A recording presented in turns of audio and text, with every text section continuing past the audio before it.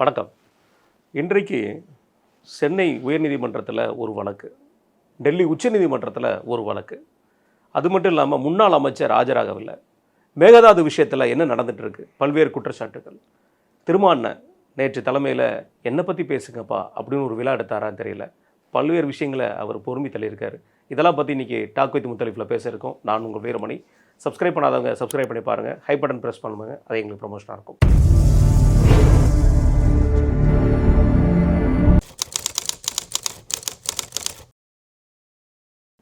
வணக்கண்ணே. வணக்கம். நான் முதல்ல திங்கக்கிழமை ஆரம்பிச்சிருக்கு, நகைச்சுவையிலேருந்து போகலாமாங்கிறது தெரியல, அல்லது அதிரடியிலேருந்து போகலாமான்னு தெரியல. அப்படி ஒரு திங்கக்கிழமை இன்றைக்கி போயிருக்கு. குறிப்பாக சொல்லணுன்னா, டெல்லி உச்சநீதிமன்றத்தில் ஒரு வழக்கு திமுக சார்பாக போடப்பட்டிருந்துச்சு. அந்த வழக்கு என்னென்னு பார்த்தீங்கன்னா, ஆதவ் அர்ஜுனா அவர்கள் பேசின அந்த பேச்சு, அதை நாளைக்கே விசாரணைக்கு எடுத்துக்கிறதா உச்சநீதிமன்றமும் சொல்லியிருக்காங்க. அதில் திமுகவுடைய மனு என்னெல்லாம் பார்த்தீங்கன்னா, ஆதவ் அர்ஜுனா அவருடைய பேச்சு காவல்துறை மூலமாக கொண்டெடுத்தார் முன்னாள் முதல்வர்னு சொன்ன வார்த்தையும், கரூருக்கு முதல்வர் விஜய் அவர்களுடைய பயணத்தையும் வச்சு பேசியிருக்காங்க. இதை எப்படி பார்க்குறீங்க? அதாவது நான் இன்னைக்கு போட்டிருந்தேன், தீதும் நன்றும் பிறர் தர வாரா அப்படின்னு. எதுனாலும் நம்ம தான் காரணமாக இருப்போம். ஆதவ் அர்ஜுனா தாவேக்காவுக்கு பெரும் நெருக்கடியை ஏற்படுத்துவார் அப்படின்றத அடிக்கடி பதிவு பண்ணிகிட்டு இருக்கிறேன். அதை அவரும் அடிக்கடி பண்ணிக்கிட்டு இருக்காரு. இது என்னைக்கு பெருசாக வெடிக்க போகுதுன்னு தெரியல. நீங்கள் என்ன தான் வெற்றியின் மீது நின்றாலும் பணிவு இருக்கணும். அந்த வெற்றியை உங்களோட சேர்ந்து ஜாலியாக கொண்டாடுறவங்க அந்த பணிவு இருக்கும்பொழுது இன்னும் நல்லா இது பண்ணுவாங்க. ஆஸ்கரா விருது வாங்கிட்டு எல்லா புகழும் இறைவனுக்கேன்னு AR ரஹ்மான் சொன்ன பிறகு தான் ஆஸ்கர் வாங்கினதோட பெரிய பெருமை அவருக்கு வந்துச்சு. காரணம், அந்த இடத்துல இருந்துட்டு இவர் இறைவனுக்கு அதை அர்ப்பணிக்கிறாரு அப்படின்ட்டு. எல்லா புகழும் இறைவனுக்குன்னா ஒரே வார்த்தை தான், எல்லா இறைவனும் வந்துடுவாங்க, அதில் எம்மதமும் வந்துடும். ஆமாம். அப்போ அதனால தான் அவருக்கு மரியாதை கொடுச்சு. ஆனாலும் இன்னும் சில பேர் நான் தான் இசையை கண்டுபிடிச்சேன், என் பாட்டை பயன்படுத்தக்கூடாதுன்னு பண்ணுறதெல்லாம் பார்க்கும்பொழுது, பெரும்பாலானோர் அவருடைய திறமை இதுக்கு நான் உட்பட மரியாதை வச்சுருந்தாலும் என்ன இவ்வளோ சின்ன பின்னத்தனமாக நடந்துக்கிறாங்க. அப்போ ரெண்டுக்குள்ள வித்தியாசம் இருக்குல்ல. ஆமாம். அப்போ இந்த மாதிரி விவகாரங்களில் நீங்கள் பதவி வரும்போது பணிவும் வரணும், துணிவும் வரணும். துணிவுன்றது குருட்டு தைரியம் இல்லை. துணிவுக்கும் குருட்டு தைரியத்துக்கும் வித்தியாசம் இருக்குது. அப்போது துணிவுன்றது தேவையான இடங்களில் செயல்படுத்தப்படணும். பழைய வழக்குகள் எடுக்கிறீங்களா, என்ன அது துணிஞ்சு தூசி பார்த்துக்கலாம். நேர்மையாக நடக்கணும்னு நம்ம முடிவு எடுத்துட்டோம். அப்போ வழக்குகளை நேர்மையாக இருக்கணும், அதுதான் துணிவு. சும்மா மேடையில் வச்சுக்கிட்டு கண்டபடி பேசிட்டு தீர்க்கப்பட வேண்டிய கணக்கு ஒன்று இருக்குன்னா, நீங்கள் அதில் எஃப்ஐஆரில் உங்கள் பேர் இருக்குது, வழக்கு விசாரணையில் இருக்குது, ப்ரெஜுடியஸ் வழக்கு விசாரணையில் இருக்கும்போது அதை பற்றி பேசக்கூடாதுன்னுன்றது பொதுவான கோர்ட்டுடைய உத்தரவு.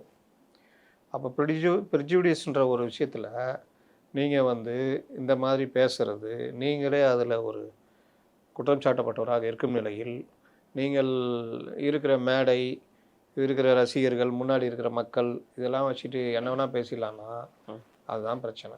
அப்போ காவல்துறையை வைத்து 41 பேரை கொன்றொழித்தீர்கள், அந்த மக்களுடைய கண்ணீர் உங்களை சும்மா விடாது, அதுதான் உங்களை கொளத்தூரில் தோற்கடித்தது. அவர்கள் ஆட்சியுடைய அவல நிலை தான் கொளத்தூரில் அவர் தோற்கடிச்சது. இந்த மக்களுடைய கண்ணீர் இன்னும் அதற்கான நியாயம் கிடைக்கல. அது யாராலன்றது இன்னும் விசாரணையில் தான் இருக்குது. நீங்கள் ஏன் தீர்ப்பு எழுதிக்கிட்டு இருக்கிறீங்கன்னு கேட்குறேன். இப்போ அதுதான் கோர்ட்டுக்கு போயிருக்கு.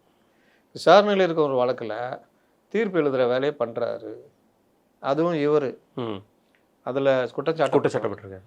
அப்போ இவர் எப்படி தீர்ப்பு எழுதலாம்? ரெண்டாவது, காவல்துறையை களங்கப்படுத்துகிறார். இதை கரெக்டான ஒரு இதுனா, இப்போ இதே ஆளுங்க அரசாக இருந்து இப்படி பேசியிருந்தாருன்னா யாரையாவது வச்சு புகார் கொடுச்சிருப்பாங்க, காவல்துறை வச்சு. ஆமாம், பொதுமைப்படுத்துகிறாருல, அந்த மாதிரி வந்திருக்கும். காவல்துறை மாண்பை குலைக்கிறாரு. திமுக அரசியல் பண்ணுறதுக்கு ஒன்றுமே கிடையாது. நீங்கள் தான் கண்டென்ட் கொடுத்துட்டே இருக்கீங்க.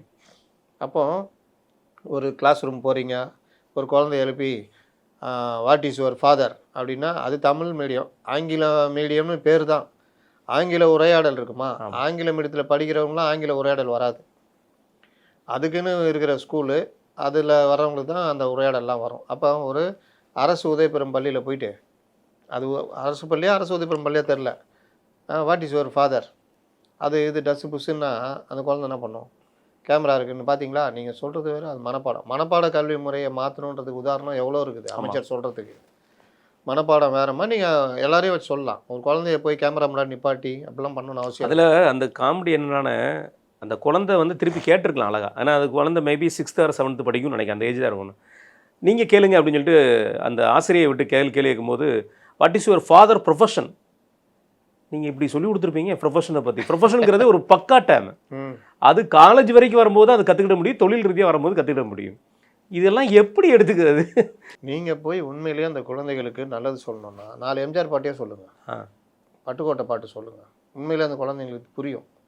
2வது மனப்பாட முறைக்கும் புரிஞ்சிட்டு படிக்கிறதுக்கும் உள்ள வித்தியாசத்தை முதல்ல அந்த ஆசிரியர்களுக்கு சொல்லிக் கொடுங்க. நம்ம கல்வி முறையில் மாற்றம் வரணுன்றது என்னமோ இது. அந்த நான் டீச்சர் இருந்தால் சொல்லியிருப்பேன், மேடம் நீங்களே வந்துட்டீங்க, அந்த குழந்தைங்களாம் எதிர்காலம் இருக்கும், கவலைப்படாதீங்க மேடம், வாழ்க்கையில் எது வேணால் நடக்கும், அதுக்கு நீங்களாம் உதாரணம் அப்படின்ட்டு இருப்பேன். ஏன்னா என்ன அது எங்கேயாவது போய்கிட்டு தன்னுடைய அறிவை காண்பிப்பது, ஒரு பொது மேடையில் உட்காந்து ஆங்கிலத்தில் உரையாடுவது, ஆங்கிலத்தில் பேசுவதுதான் அறிவாளித்தனம் நினைக்கிற பைத்தியகாரத்தனமான சிந்தனை முதல்ல கைவிடணும். ஆங்கிலம் என்பது ஒரு தொடர்பு மொழி, அவ்வளோதான். 4 பேருக்கு புரியணும். தமிழ் தெரியாத ஒருத்தன் வரான், ஆங்கிலம் தெரியும் அவனுக்கு, நமக்கு ஆங்கிலம் தெரியும்னா அவன்கிட்ட ஆங்கிலம் பேசலாம். 2 பேருக்கு இடையே தமிழ் தெரியும் போது எதுக்கு ஆங்கிலம் நடுவில்? இதுதான் இங்கே பெரிய பிரச்சனை. அது பள்ளிகளில் பேச சொல்கிறாங்கன்னா ப்ராக்டிஸ்க்காக பேச சொல்லுவாங்க. அதை கொண்டு வந்து எல்லா இடத்துலையும் பண்ணிட்டு இருந்தீங்கன்னா, ஒரு ப்ரொஃபஷனல் இடத்துல நீங்கள் பேசுகிறீங்க, ஆங்கிலம் பேசுகிறீங்க, 10 பேர் ஆங்கிலம் அந்த ஒரு மீட்டிங்னா கரெக்ட், ஒரு தொழில் சார்ந்த வந்துடுவான், அவனுக்கு தமிழ் தெரியாது அப்படின்னா ஒரு ஃபேஷனாக போயிடுச்சு. நம்ம ஊரில் ஆங்கிலம் தெரிலன்னா சினிமாக்கள்லேயே காமிப்பாங்க, ஆங்கிலம் தெரியலையா அப்படி. அவங்க கண்ட்ரி ப்ரூட், அவன் அதையும் அவங்க கண்ட்ரி ப்ரூட்டுன்னு தான் சொல்லுவாங்க. அந்த மாதிரி இப்போ அந்த மாதிரி இவர் வந்து நல்ல வேளை அந்த பொண்ணு உழைப்பாளியில் ரஜினியும் கவுண்டமணி நானும் சேர்ந்து பண்ணுற மாதிரி பண்ணிருக்கூட இவங்க ஓடிட்டு இருப்பாங்க. அப்போது இவர் ஆதவ அர்ஜுனாவுடைய பேச்சு பார்த்தீங்கன்னா, இந்த மாதிரி வரம்பு மீறி போனதுனால என்ன ஆயிடுச்சுன்னா, திமுகவுக்கு இந்த கரூர் விவகாரத்தில் அவங்க டிஃபென்ஸ்லேருந்து அஃபென்ஸ் மோடுக்கு மாறுறாங்க. இவங்க வந்து சாட்சிகளை குலைக்கிறார்கள். தவறான ஒரு நீங்கள் நல்ல ஒரு வகையில் வந்தால் முடிச்சு விட்ருவாங்க. இவர் அமைச்சர், இவர் பொதுவெளியில் இந்த மாதிரி பேசுகிறாரு, இவர்கள் வெற்றி பெற்று ஆட்சி நடத்துகிறாங்க. இவர்கள் ஒரு சைலண்ட் மெசேஜை கரூர் மக்களுக்கு கடத்துகிறாங்க. என்னது, ஸ்டாலின் போலீஸை வச்சு பொதுமக்களை கொண்டாங்கன்னு ஒரு மெசேஜை கடத்துறாங்க. இதன் மூலம் சாட்சிகளை திசை திருப்புற வேலையை இவர் பொதுவெளியில் பயன்படுத்துகிறாருன்னு கொண்டு போயிடலாம். அப்படி தான் கொண்டு போகிறாங்க. அதான் நடக்க போகுது, அவங்களுக்கு கேட்க வேணும். அப்போ இந்த வேலையை எப்படி இவர் பண்ணலான்ற கேள்வி வரும். 2வது, இவர் கரூருக்கு போகிறதா இருந்தது, அவர்களுக்கு அரசு வேலை உட்பட நலத்திட்ட உதவிகள் கொடுக்குறதா இருந்தது. இப்போ எல்லாத்துலேயும் ஆப்போச்சாச்சு. ஏன்னா சாட்சிகளை உங்கள் கையில் எடுக்கிறீங்கன்னு ஆகிடும். ஏன்னா நீங்கள் தான் 2 பேருமே குற்றம் சாட்டப்பட்டவங்க தானே. அப்போ இந்த மாதிரி விவகாரத்தை கொண்டு போயிருக்காங்க. அதுக்கு நீதிமன்றம் சொன்னது, இந்த வழக்கினுடைய முக்கியம்சத்தை கருதி நாளைக்கு நாங்கள் விசாரிக்கிறோம். கோர்ட் எப்படி பார்க்குது பாருங்கள். இன்னொன்று, இவர்கள் சட்டத்தில் வெயிட்டான ஆட்கள், நீ யாரை வேணால் வச்சு வாதாடு, அவங்க அதை பார்த்து முடிச்சு விட்ருவாங்க. அதனால் யாகாவராயினும் நாகாக்க இல்லாட்டி காவாக்கால் சோகாப்பால் சொல்லிருக்கு பட்டு. அதை திரும்ப திரும்ப நான் சொல்கிறேன், உங்களுடைய நிலையை அறிந்து பேசுங்க, நீங்கள் பேச வேண்டியதை பேசுங்க, உங்கள் சாதனையாக பலதை பேசுங்க. திமுக ஆட்சி வீழ்த்தப்பட்டதில் முக்கியமான காரணம் அவங்களுடைய வாய் துடுக்கு தான். கண்டபடி இப்போ இன்னை வரைக்கும் திருந்தலை. ஆமாம், இன்னை வரைக்கும் உதயநிதி வரைக்குமே இந்த திமிர் பேச்சும் இந்த பொதுமக்களுடைய அபிப்பிராயம் தெரியாமல் முன்னாடி இருக்கிற 10 பேர் எனக்கு என்னன்னு பேசுறது ரொம்ப தப்புங்க. நம்ம யூடியூப்பில் கூட நான் அடிக்கடி சொல்கிறது என்னது, பேசணும், கேமரா முன்னாடி பேசணுன்றதாக என்ன வேணால் பேசுகிறது. நான் ரொம்ப பேர் சொல்லுவேன், உங்களுக்கு கோபம் வரட்டும், கோபம் இருக்க வச்சுக்கோங்க. நீங்கள் பேசுகிற இது கேட்குறவங்களுக்கு கோபம் வர்ற மாதிரி பேசிக்கங்க. நீங்கள் கோபப்பட்டு தனிநபர்களை மரியாதை குறைவாக பேசாதீங்க, அது ரொம்ப தப்பு. உங்களுக்கு கோபம் வருதுன்னா நீங்கள் கண்டுபிடி திட்டுருவீங்களா?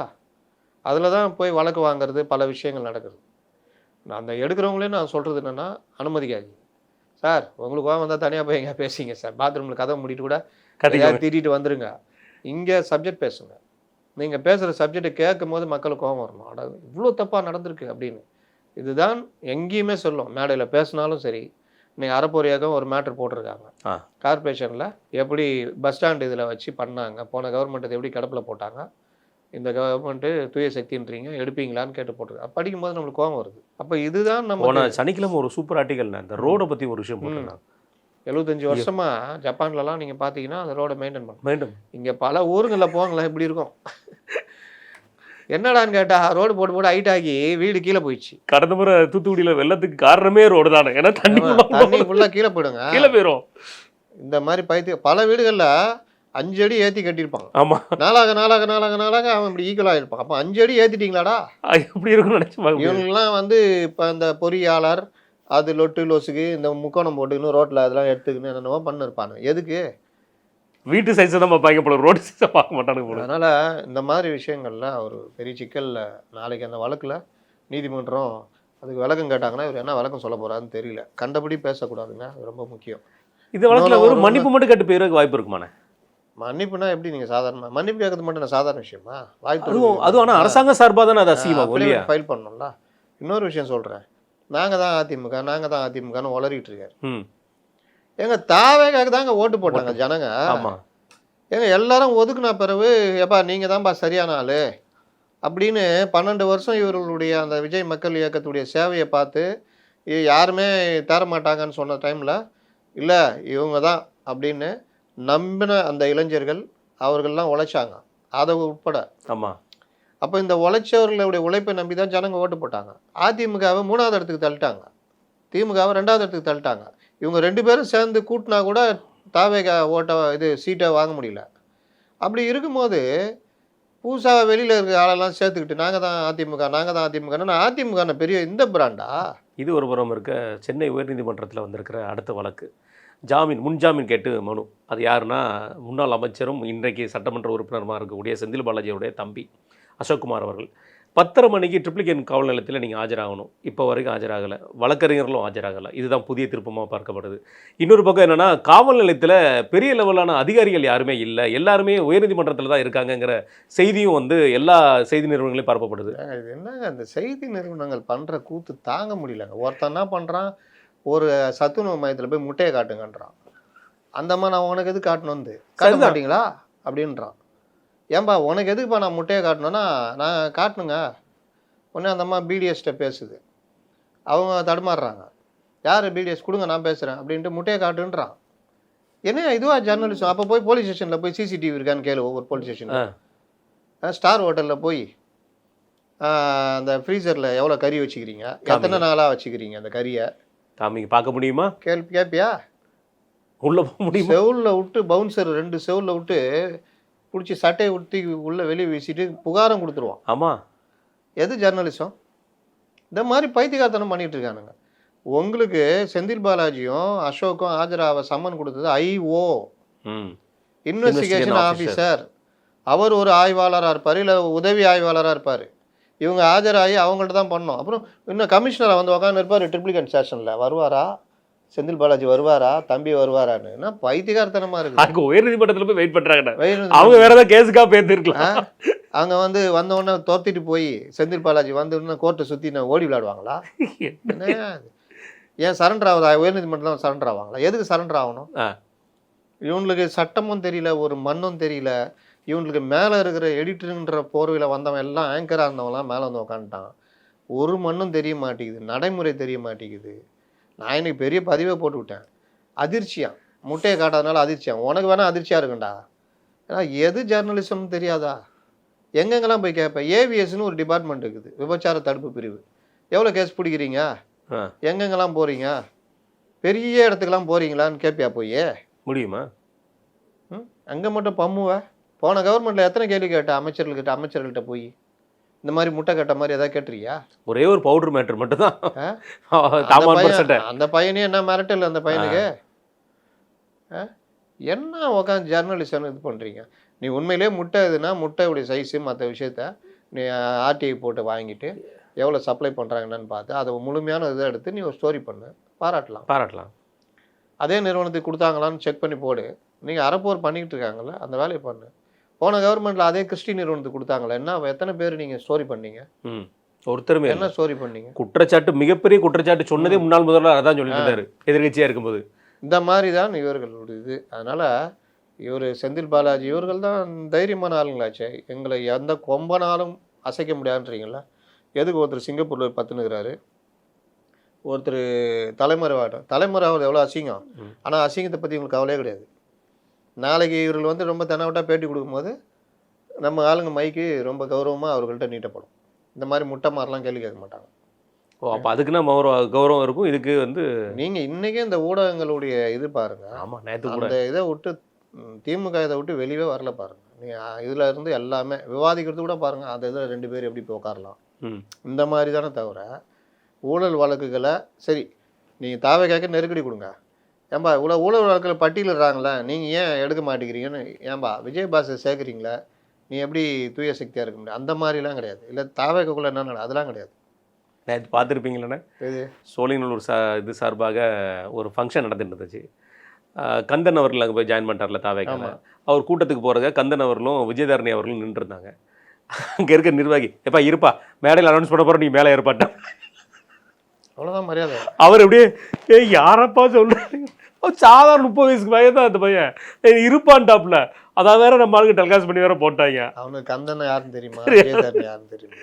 அந்த மாதிரி தாவேக்காரும் அந்த மாதிரி கவுண்ட் பண்ணிட்டு இருக்கு. இதில் செந்தில் பாலாஜி அவர்கள் மீது வந்து இப்போ வரைக்கும் எஃப்ஐஆரில் பேர் இல்லைண்ணே. அசோக்குமார் அவர்கள் கூட சம்மன் கொடுத்தாங்களா இல்லையா? சம்மன் கொடுத்துருக்காங்க, சம்மன் ஆஜராகிட வேண்டியதானே. ஏன் இதில் வந்து தடங்கல்? கைது இது பண்ணிட்டாங்கன்னா ஆஜரான உடனே கைது பண்ண வாய்ப்பு இருக்குமா? அவங்களுக்கு அந்த பயம் இருக்கும். ஏன்னா 1 or 2 டைம்ஸ் மேலே கண்டிப்பாக அந்த டைம் கொடுப்பாங்க. ஏன்னா காவல்துறை நீங்கள் எப்படிப்பட்ட ஆளுங்க, காவல்துறை ஏறி வைக்கிற ஆளுக்கு பேசுவீங்க நீங்கள். அப்படி இருக்கும்போது எப்படி இதை சொல்கிறேன்? ஏன்னா ஒரு வழக்கில் நாங்கள் முடிச்சிட்டோம் அப்படின்னு சொல்லி ஒரு சின்ன வழக்கில் போன வாரம் நடந்த வழக்கில் பெருமையாக பேசுகிறீங்க உங்களுடைய வழக்கறிஞர் அணியை வச்சுட்டு. இந்த இடத்துல முன்னாள் அமைச்சர் இன்றைக்கி சட்டமன்ற உறுப்பினர் ஆஜராகி விட்டு நீங்கள் பேச வேண்டியதானே? பேசுவாங்க. அதுவும் பண்ண மாட்டேங்கிறாங்க. ரைட்ண்ணே. இது ஒரு புறம் இருக்க, திமுக கூட்டிலேருந்து வெளியே போனதுக்கப்புறம் வந்து பார்த்தீங்கன்னா நம்ம பார்க்கவே முடியல. இந்த டக் ஆஃப் த வார் எல்லா பக்கம் நடந்துகிட்ருக்கு. இந்த 2ஆம் உலகப் போர் 3ஆம் உலகப் போரை விட சமாளிச்சிடலாம் போல இருக்குது. இவங்க போரை தாங்க முடியல.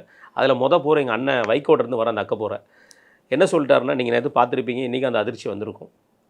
தாவேக்காவுக்கு உங்களுடைய பொறுப்பு என்ன, உங்களுடைய வேலை என்னங்கிற சொன்னோன்னே முதல்வர் அவர்கள் மீதும் இந்த அரசாங்கத்து மீதும் வீசப்படக்கூடிய ஒவ்வொரு கற்களையும் ஒவ்வொரு சொற்களையும் காக்கின்ற கவசம் அப்படிங்கிற இருப்பேன். எப்படி பார்க்குறீங்க? உங்கள் மேலே அடிக்கிற அம்பையே தடுக்க முடியல, சண்டை போட்டு அவங்க கூட சண்டைக்கு போகிறீங்க, மல்லு கட்டுறீங்க. இல்லை இதே வசனத்தை தானுங்க அன்னைக்கு சொன்னார் 21ல், அவருக்கு கவசமாக இருப்பேன், கலைஞருடைய மகனுக்கு நான் செய்கிற இது வந்து அவருடைய மெய்காப்பாளர் இருப்பேன். மெய்காப்பாளன் இப்போ இங்கே அதே மாதிரி கவசத்தை தூக்கிட்டு வந்து கேடயமாக இருப்பேன்னா மெய்காப்பாளனாக இருப்பேன். இந்த வசனத்தை அவர் ரெகுலராக வச்சுக்கிட்டு இருக்கார் அந்த காலத்துலேருந்து. கலிங்கத்து பரணி, போர் பரணி, அப்போ இதெல்லாம் கடமை பேருனுங்கிறீங்க. ஆமாம் வேற என்ன, இதே உருக்கு தான் கவசமாக இருப்பேன். ஏப்பா ஒன்னையே குத்தினுக்கிறான் இடுப்பில், அந்த இடுப்பில் வாங்க முடியல, இது போய் அவரு போய் இவரு கவசமாக இருப்பான்னு. ரைட். இதை தாண்டி அடுத்த வார்த்தை என்ன சொல்ல ஆரம்பிச்சிட்டாருன்னா, இன்றைக்கி 10 லட்சத்துலேருந்து 10 கோடி வரைக்கும் ஊழல் நடந்தது உண்மை திமுக ஆட்சியில். நாங்கள் அப்போ கூட்டணியில் இருந்தோம். அந்த டைமில் எங்களெல்லாம் பேச முடியல. கூட்டணியில் தான் என்னன்னா கம்னு இருப்பீங்க. அதுக்கு ஒரு பிரின்சிபல் இருக்குன்னு இருக்காங்க, கூட்டணி தர்மம்.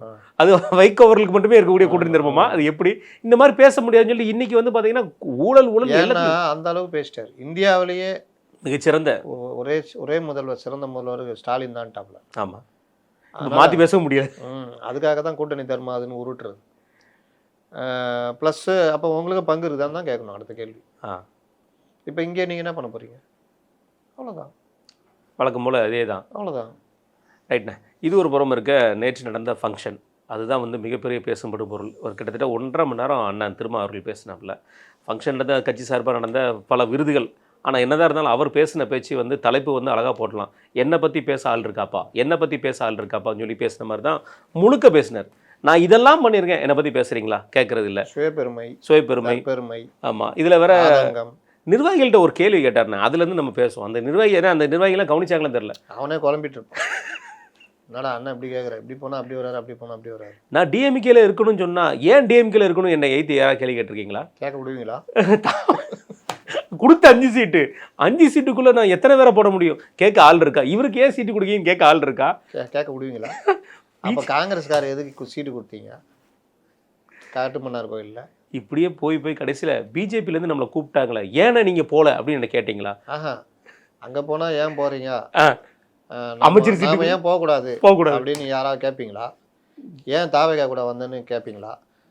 திமுக தோத்தது எனக்கு வருத்தம், ஏன்னா திமுக கூட்டணியில் இருந்தேன். இப்போ கூட நான் வந்து தாவேகா கூட்டணியில் இல்லை, அண்ணனா தான் என்னை வெளியில் போயிட்டேன்னு சொல்லிட்டாரு. அது எப்போன்னு சொன்னார்? எனக்கு உண்மையிலே ஸ்டாலின் அவர்கள் என்னைக்கு சொன்னார் நம்மளும் பார்த்துட்டேன். சோபா மாடல்னு சொல்லிட்டாங்களா? அப்புறம் என்ன சோபா மாடல்? சோபா மாடல்ங்கிற ஒரே வார்த்தையில் இவரே அடக்கிட்டாரு. அதான் அண்ணன், அதுவும் முத்துவேல் கருணாநிதி ஸ்டாலினா அண்ணா, அவர் எந்த வார்த்தையை போட்டால் அவருக்கு பிடிக்கும் தெரியும். டேய், இந்த முத்துவேல் கருணாநிதி ஸ்டாலினா 2021 முன்னாடி எங்கே போச்சு? பதவி இருக்கிற அன்னைக்கு ஒன்றிய அரசு இந்த இதெல்லாம் எங்க போச்சு? எல்லாம் இவனுங்க எல்லாம் அந்த ஸ்ட்ராட்டஜி டீம் உருவாக்குனது தானே. நல்ல வேலைங்க, உண்மையில நான் பாராட்டுறேன். மத்திய அரசுன்றாங்க, பார்த்து மாத்திட்டாங்க. இந்திய அரசுன்னு மாத்துறாங்க. உண்மையிலேயே நான் இது பண்றேன். நம்ம இதுலயே கூட நான் சொல்லியிருக்கேன். ஆமா, நான் ஏன் சொல்லணும்? சொல்லணும் அவசியம் கிடையாது. மாத்துவேன். நீ மாத்துறதுக்குலாம் நான் மாறணும்? நான் படிக்கும்போது கூட அப்படிதானப்பா இருந்தது. இந்திய அரசு மத்திய அரசு தானே இருந்தது. ஆமா. அப்புறம் என்ன நீனா ஒன்றிய அரசு புதுசா? நாளைக்கு ஓ இன்றிய அரசு, அரசுன்றீங்க. அப்புறம் ஒவ்வொரு தடவையும் ஓ இன்றிய அரசுன்னு சொல்லிட்டு இருக்கணுமா? நீ யார்? நீ அதான் உன் வார்த்தையில தமிழே இல்ல. கேட்டா மாடனுக்கு ஏத்த மாதிரி மாறணுமா? தமிழுக்கும் எங்க அமுது என்று பேர் என்னது? இன்ப தமிழ் வீழ்வது தமிழாக, வீழ்வது நாமாக இருப்பினும் வாழ்வது வாழ்வது தமிழாக தமிழாக இருக்கணும். நீயும் வீழ்வது தமிழாக இருப்பினும் வாழ்வது நாமாக இருப்பணும்லாம் இருக்கீங்க. ஆமா, மாறிட்டீங்களே. இந்த லட்சணத்துல ஐயோ இந்த கிரிஞ்சித்தனம்லாம் பார்த்தா அவன் ஒருத்தன் வெளியில ஓடியாடுறான், அப்படியே ஓடியாடுறான், அப்படி இப்படின்றான். என்னையா பெரிய கேஸ் வாதாடினீங்க? அவன் தப்பா அரெஸ்ட் பண்ணிட்டான். ஏன்னா ஒருவேளை 70-80 41 கொடுத்து கேட்க வேண்டிய கேஸ். ஜட்ஜி போன கவர்மெண்ட்ல பல கேஸை ஜட்ஜி இது மாதிரி ரிஜெக்ட் பண்ணிருக்காங்க. ஆமா, ரிமாண்ட் பண்ண மாட்டேன்னு சொல்லியிருக்காங்க. மாரிதஸ்கா வழக்கு கூட அது இந்த கவர்மெண்ட், இந்த கவர்மெண்ட், போன இல்ல கவர்மெண்ட் போன கவர்மெண்ட்ல அரெஸ்ட் பண்ணாங்களானே. அப்ப கூட அந்த இன்னொரு வழக்குல ஏதோ ஒரு நபர், ஏன் இவர் பத்ரி சஷாத்ரி, பத்ரி, அவரு ஒரு உச்சநீதிமன்ற ஜட்ஜி பத்தி ஒரு கருத்து சொல்றாரு.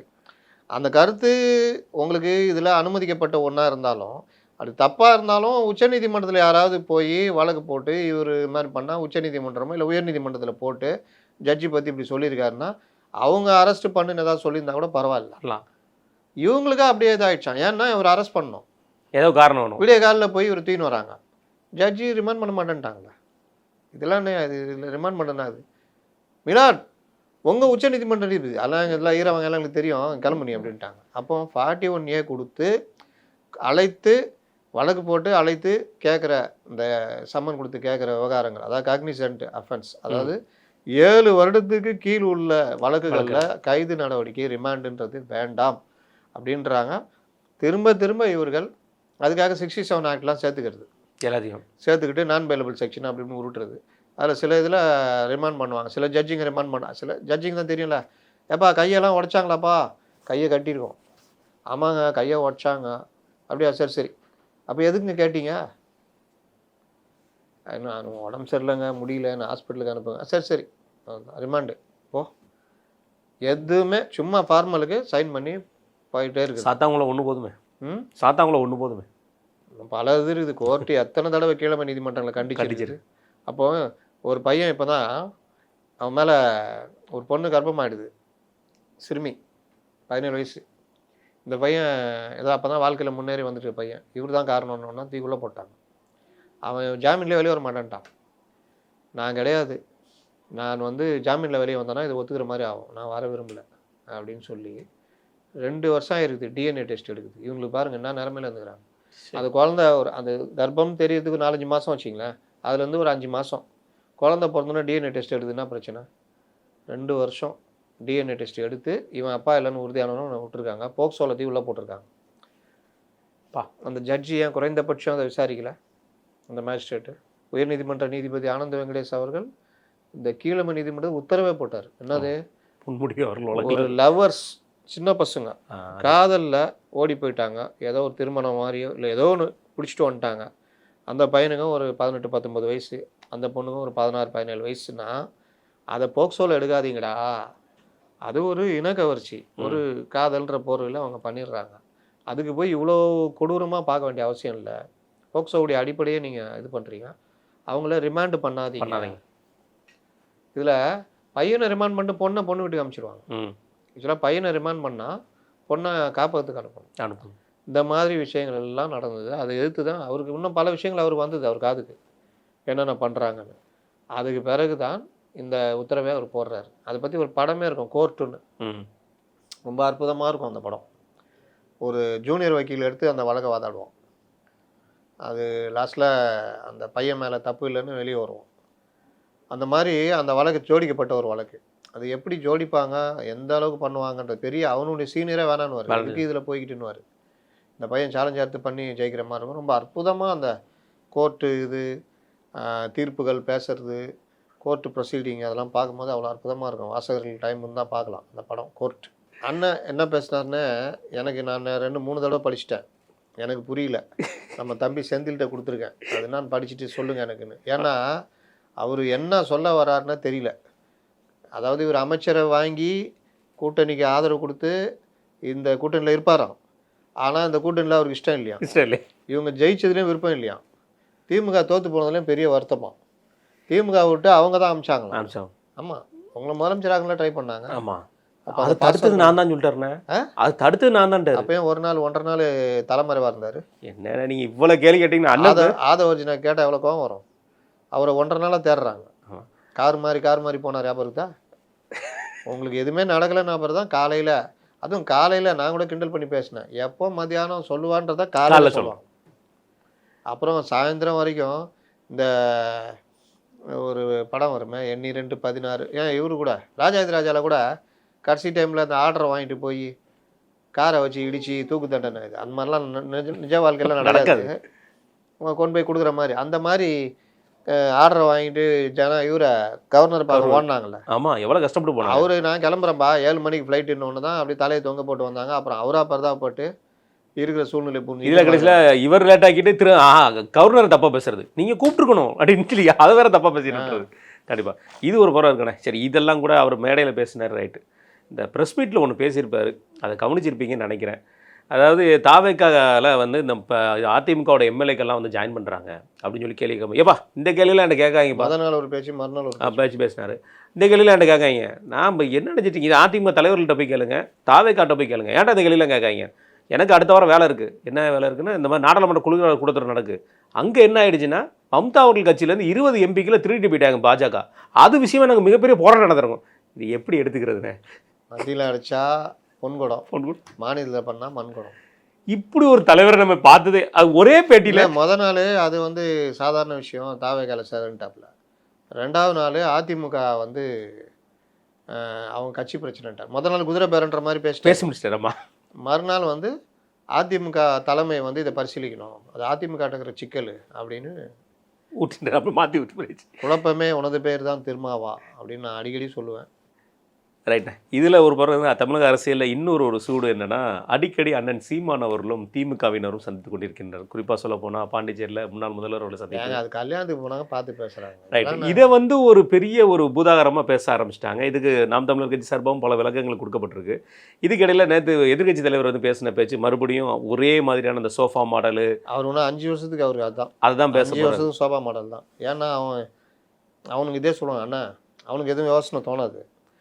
எம்எல்ஏக்களை பேரம் பேசி வேலைக்கு வாங்கின குற்றச்சாட்டு வருது. இன்றைக்கி அண்ணன் தம்பி 2 பேரும் தலைமறை. இந்த விவகாரத்தில் 2 நாளாக 3 நாளாக அப்படியே ஓட்டிக்கின்னு 3 நாள் ரூம் போட்டு யோசிச்சு, எங்களுக்கு எம்எல்ஏ யாருன்னு தெரியாது, தெரிஞ்சால் தானே நாங்கள் வாங்குவோம்னா. அப்போ தெரிஞ்சால் வாங்குவீங்களா? அது அப்படி பொதுப்படையில் எப்படி சொல்கிறீங்க? எம்எல்ஏ யாருன்னு உங்களுக்கு தெரியாது, திருநாவுக்கரசுக்கு தெரியும்ல. தெரியாமல் அவர் போய் இளையராஜாலேருந்து எல்லாரையும் கான்டாக்ட் பண்ணார். இல்லைன்னா இந்த எம்எல்ஏக்களை எதிர்த்தானே இவர் பிரச்சாரம் வேறு பண்ணார். அந்தந்த தொகுதிக்கு போய் யாரு தாவேக்க எம்எல்ஏக்கும் சேர்த்தானே எதிர்த்து ஒரு பிரச்சாரம் பண்ணியிருப்பாரு திமுக சார்பாக நின்னவங்களுக்கு. ஆமாம் ஆமாம். அப்போ எப்படிப்பட்டது இவருக்கே தெரியாது, இவங்க எம்எல்ஏ யாருன்னு தெரியாது. அதனால் என்ன பேசணும்னு தெரியாது. பழைய நினைவுகள்னு சொல்லிட்டு பேப்பரை பார்த்து படிச்சுன்னுக்கிறாரு. இவருக்கு பழைய நினைவுகளாம். அது அப்படியே பேப்பர் பார்த்து அது பேப்பர் பார்த்து தான் படிக்கிறாருன்னா அப்போ இவருக்கு எழுதி கொடுக்குறவன் என்ன லெவலில் இருக்கான்னு பார்த்து. இன்னொன்று என்ன சொல்கிறது தெரியுமா, டிக்கெட்டு விற்றவன், பிளாக் டிக்கெட் விற்றவன் இவெல்லாம்.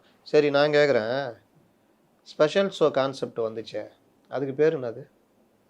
பிளாக் டிக்கெட் தானுங்க. ஆமாம், பிளாக் டிக்கெட். நீங்கள் எல்லாரும் சேர்ந்தா எங்களை கொள்ளாடிக்கிறீங்க. ஆமாம், அதில் Vijay, Ajith, Rajini, Kamal, Red Giant, Blue Giant, Yellow Giant எல்லாம் சேர்ந்தா எங்களை கொள்ளாடிக்கிறீங்க. எங்கள்கிட்ட இருக்கிற காசை பிடுங்குறீங்க. அந்த கான்செப்ட்டுக்கு பேர் என்ன? ஏன்னா முன்ன மாதிரி இப்போ என்ன இந்த காலத்தில் எங்கே நம்ம ப்ரோமோ பார்த்தோம், டீசர் பார்த்தோம், PFS first day first show concept எல்லாமே உருவாக்குனீங்க. எங்கள் மண்டையில் எதுக்கு அதை ஏற்றுனீங்க? அது எவ்வளோ செலவானாலும் போய் பார்க்கணும். 2 மணிக்கு 2 மணிக்கு. அப்போ 2000 ரூபா ஆனாலும் நான் பார்க்கணும். அது யார், அது என்ன, அதுக்கு பேர் என்ன? முன்னையாவது மன்றங்காரன் பொழைச்சிருந்தான். ஆமாம், அவன் ஏதாவது வாங்கிட்டு டிக்கெட்டை வாங்கிட்டு கூடுதல் விலைக்கு விற்றுட்டு அந்த காசை அவன் வந்து வீட்டுக்கு எடுத்துகிட்டு போக மாட்டான். அதை எவனா சில பேர் சாப்பிட்ருப்பான். பெரும்பாலும் பேனர் வைக்கிறது எல்லாமே, இல்லாட்டி இந்த நோட் புக் வாங்கி தரது, இந்த பசங்களை படிக்க வைக்கிறது, இப்படி செலவுக்கு தான் அதை பார்த்துக்குவாங்க. அதில் பல பேர் கை காசை போட்டு செலவு பண்ணுறாலாம் இருக்கிறான். ஆனால் அதையிலையும் நீங்கள் கையை வச்சிங்க. ஃபர்ஸ்ட் டே ஃபர்ஸ்ட் ஷோன்னு நீங்கள் கொள்ளடிச்சிட்டு போயிட்டீங்க எல்லாரும். எங்ககிட்ட 100 ரூபா 110 ரூபா டிக்கெட்டை 2000 ரூபாய்க்கு விற்று அதுக்கு பேர் பிளாக் டிக்கெட் தானுங்க. அந்த கான்செப்ட் உருவாக்கி அதை இப்போ இவர் வந்துட்டாரு. இவர் என்ன சொல்லிட்டாரு, வாரம் முழுவதும் ஸ்பெஷல் ஷோ வச்சுக்கலாமா? முடிஞ்சு. இதுதான் நீங்கள் செய்கிற மாற்றமா? இது கோர்ட்டுக்கு போவோம். கண்டிப்பாக. நீங்கள் வந்து சாதாரண இதெல்லாம் கிடையாது. நீ இது சரி வாரம் முழுதும் ஸ்பெஷல் ஷோ வச்சுக்கோ, அதே காசுக்கு விற்றுக்கோ. செய்யுங்க பார்ப்போம். அதே காசுக்கு விற்றுக்கோ. கூடுதலாக விற்றனா தூக்கி பிரச்சனை பண்ணுவோன்னு சொன்னால் பார்த்துங்க. அது கூட இல்லைன்னா இந்த பாப்கார்னுக்காக காசு குறைச்சா கொஞ்சம் நல்லாயிருக்கும். பார்க்கிங் காசு குறைச்சா கொஞ்சம் நல்லா. அது ஏன் போகிறீங்கன்ற நான் எதுங்க போகிறீங்க? ஓடிடியில் எப்படியும் வந்துடுது. நான் எப்படிப்பட்ட படம் தானே ஓடிடி தான். முடிஞ்சு போச்சு.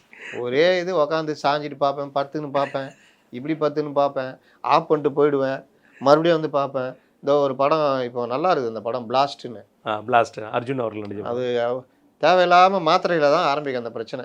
லாஸ்ட்டில் அது பெரிய சாம்ராஜ்யத்தை அழிச்சிடுவானுங்க. சில விஷயங்கள் நெருடலாக இருந்தாலும் படம் எங்கேயுமே நிற்காமல் போகுது. அந்த படத்தையும் நான் 3 தடவை பார்த்தேன். ஒரு தடவை பார்த்து நிறுத்திட்டேன், போயிட்டேன். மறுநாள் காலைல எழுந்திரிச்சேன், சும்மா கொஞ்ச நேரம் பார்த்தேன், மறுபடியும் என் வேலைக்கு போயிட்டேன், மறுபடியும் ஈவினிங் மேலே உட்காந்து மீதி படத்தை பார்த்து முடித்தேன். அந்த மாதிரி என் இஷ்டம், வெரி மர்சி. நீ உட்காந்துட்டு என்ன பண்ணுற? கண்டிப்பாக. மேகதாது விவகாரம்ண்ணே, பிஆர் பாண்டியன் அவர்களுடைய பேச்சு அதுதான் நம்ம முதல்ல எடுத்துக்கிறோம். ஏன்னா அன்புமணி அண்ணன் அவர்களுடைய நடைபயணம் அது ஒரு பருவமுக்க நேற்று ஃபுல்லாக இது வந்து இங்கத்தி காங்கிரஸ் ஒரு வேஷம் கட்டுவாங்க, அங்கத்தி காங்கிரஸ் ஒரு வேஷம் கட்டுவாங்க, மத்திய அரசு வேடிக்கை பார்த்துக்கிட்டு இருக்கோம். இதுதான் இன்றைக்கி நடக்குது. அதனால் அவங்கள பொறுத்த வரைக்கும் பிஜேபி அங்கே ஆளுது, பிஜேபி அங்கே எதிர்கட்சியாக இருக்குது. அதனால் ஆட்சி தேர்தல் வந்துச்சுன்னா பிரச்சனை வந்துடும். இதை பயன்படுத்தி பார்த்தியா தமிழ்நாட்டுக்கு பிஜேபி ஹெல்ப் பண்ணுது அப்படின்னு கொண்டு போவாங்க. அதனால் அவங்க மௌனமாக இருப்பாங்க. மொத்தத்தில் இது அதாவது ஒரு பக்கம் எல்னினோ, இந்த தடவை தென்மேற்கு பருவமழை கடுமையாக போயிடுச்சு. அதனால தண்ணி இது நீங்கள் நல்லா பேஞ்சாலே உங்களுக்கு திறந்து விட்டாலே நம்மளுடைய 170 டிஎம்சி தண்ணியே வர்றது கஷ்டம். இப்போ இது வேறு பிரச்சனை. இந்த மாதிரி பல விஷயங்கள் போய்கிட்டு இருக்குது. நீங்கள் உச்சநீதிமன்ற உத்தரவு மாரி கட்டுறாங்கன்னா இது தமிழ்நாடு அரசு தான் இதை கடுமையாக கொண்டு போகணும். இந்த விஷயத்தில் அதிமுக முன்னாள் முதல்வர் ஜெயலலிதா என்ன பாணி எடுத்தாங்களோ அது கொண்டு போங்க, அதை பார்த்து பண்ணுங்கள். நல்ல வழக்கறிஞர்களை போட்டு அதுக்கான வேலையை இறங்கி பண்ணணும். அதனால் இந்த கவர்மெண்ட்டு இந்த வழக்கில் சட்டப்பூர்வமான நடவடிக்கையை இந்த ஆதாரங்கள்லாம் வச்சு கொண்டு போனால் உரிய நியாயம் கிடைக்கும். எனக்கு என்னென்ன இஷ்டத்துக்குலாம் அவங்க பண்ண முடியாது. கண்டிப்பான நேரம் இல்லாத நேரத்தில்னா நம்மளுடைய ட்ரம்ப் அவர்களுடைய பேச்சுன்னு இருக்குது, அது அன்புமணி அண்ணா அவருடைய பேச்சு இருக்குது. நாளைக்கு இதை பற்றி நம்ம விரிவாக விவாதிப்போம். மிக்க நன்றி. நம்ம நேரத்தையும் கருத்தையும் பார்த்து வைக்கின்றோம்.